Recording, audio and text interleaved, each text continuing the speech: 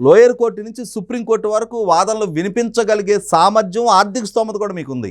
చంద్రబాబు నాయుడు గారు కనుక ఆ విధమైన గాలారోపణలు మీ మీద చేస్తే ఇవాళ నాడు మీరు చేసింది గాలారోపణలు అని చెప్పి నిర్ధారణ అవుతూ ఉంది. ఇవాళ ఎన్డీఏ కూటమి మీ మీద జరుపుతున్న విచారణలో ప్రాపర్ ప్రొసీజర్ ఫాలో అవుతూ ఉన్నారు. మీ వర్షన్ చెప్పుకోవడానికి మీకు నోటీసులు ఇచ్చి అవకాశం కల్పిస్తూ ఉన్నారు. మీరు పారిపోతూ ఉన్నారు. మీరు న్యాయస్థానాన్ని అప్రోచ్ అవుతూ ఉన్నారు. అన్ని అవకాశాలు వినియోగించుకున్న తర్వాత అప్పుడు కాండుపట్టు సిచ్యుయేషన్లో కోర్టులకో విచారణ సంస్థకో సరెండర్ అవుతున్నారు. మీకు సంబంధించిన డాక్యుమెంట్ ఎవిడెన్స్ ఎదురుగా పెట్టి మిమ్మల్ని ప్రశ్నిస్తున్నారు. మీరు తెలియదు, మర్చిపోయాం, గుర్తులేదు అనే అదుర్సు సినిమా డైలాగులు మీరు చెప్తున్నారు.